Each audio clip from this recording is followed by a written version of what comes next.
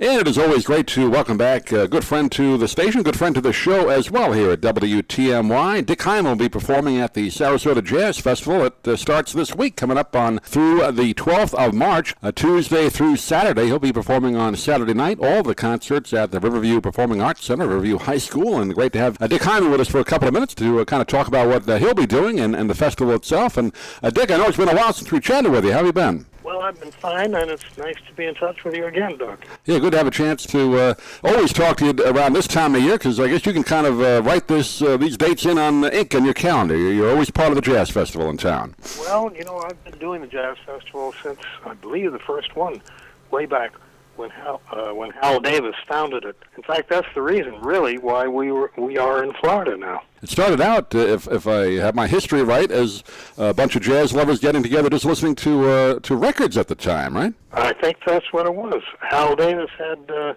record listening session at his apartment and had the idea of presenting people live, and that's why a lot of us got to Florida.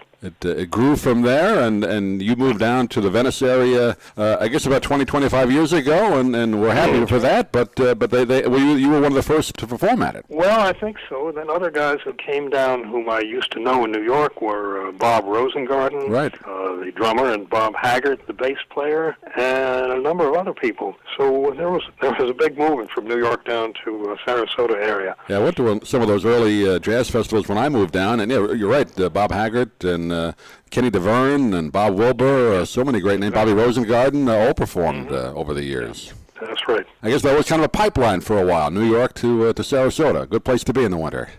Well, we all thought so. I've never regretted it. Well, let's talk a little bit about the show you'll be doing. You'll close the festival, I should say, with the Masters of Jazz. You got a great lineup with you: Howard Alden, Russell Malone, John Lamb, plus a special surprise guest, right? Yeah, I guess we better not reveal. We won't. I don't know who it is anyway, so you can hold that as a secret if you like. Well, I can only say he plays a reed instrument. Okay. That's as far as we'll go.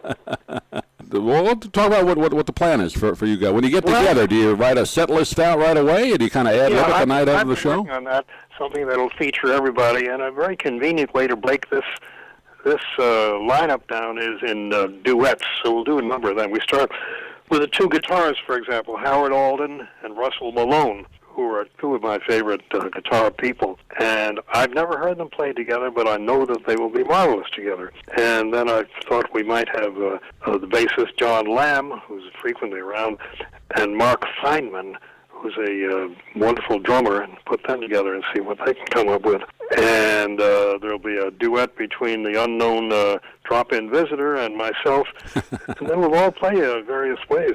It'll be good. Do you get together via telephone, just kind of go over what you're going to do? Do you get a rehearsal session, or how does that work? We do have a rehearsal in the afternoon. At 2 o'clock, we rehearse there at the high school, and I've been talking with some of the guys in the interim, mentioning my ideas for tunes and so forth, and it'll all come together. Yeah, one of the great things about jazz is all these men and women who play it, they all can really much play anything. It's just a matter of how you kind of arrange it on the fly, right? A lot of improvisation. Yeah, that's true. But I do like to have a tune list in mind and have some kind of a theme in the back of my mind, maybe.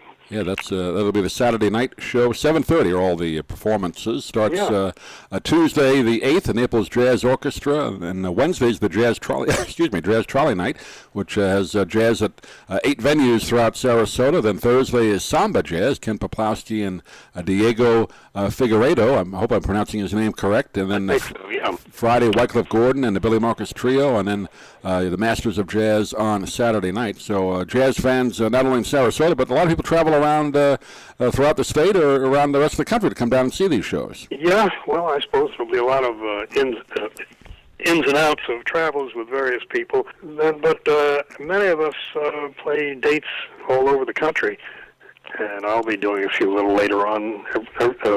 I know that Ken Poplawski, who's featured on the Samba Jazz Night on the Thursday the 10th, he's constantly on the move. And a lot of people still are. My old friend Byron Stripling is going to be there on Tuesday night. Tuesday, yeah, that's right. And I used to work with him a lot in New York, and he'll be with the Naples Jazz Band. Yeah, I believe he's getting the Satchmo Award this year from the Jazz Club of Sarasota, if I heard that correctly. So that's a nice honor for him. I think that it's Wycliffe Gordon who is getting that. Yep, you're probably right. I think you're right. I got the so. name wrong. You're right. It is Wycliffe getting it on Friday night. Yep, right. Yeah. Well, Byron will get it next year. Oh, certainly. Yeah. Well, you mentioned playing a lot of gigs around the country. I check your website, Dick. You're as busy as you always are. I know you travel up to New York quite a bit and around, I guess, out to California. So you got a pretty heavy schedule going on, right? Yeah, one thing or another for the next few months. I'll be playing in Lincoln City, Oregon, Kalamazoo, in Davenport, Iowa, and a couple of times in New York. And like that, I'm still running around. And what's great about what you do, Dick, I mean, sometimes you'll do solo performances, sometimes you do duets, other times you join a big band, sometimes you just do classical music. So you really keep a lot of variety in your performances. Yeah, I try to do that, and it keeps all of us going to be as, I think, to be as various as you can. Yeah, you were part of, I had been to see a couple of months ago, they had another great jazz night over at the Riverview Performing Arts Center. You sat in with the great big band they had. I believe that was in January for a couple of numbers. Nate, the guitarist. Nate Najar, yeah. Yep, I did play a number with them, and a lot of fun. I find it's good to mix it up with people, not only old friends, but people maybe that you haven't played with before. See what happens.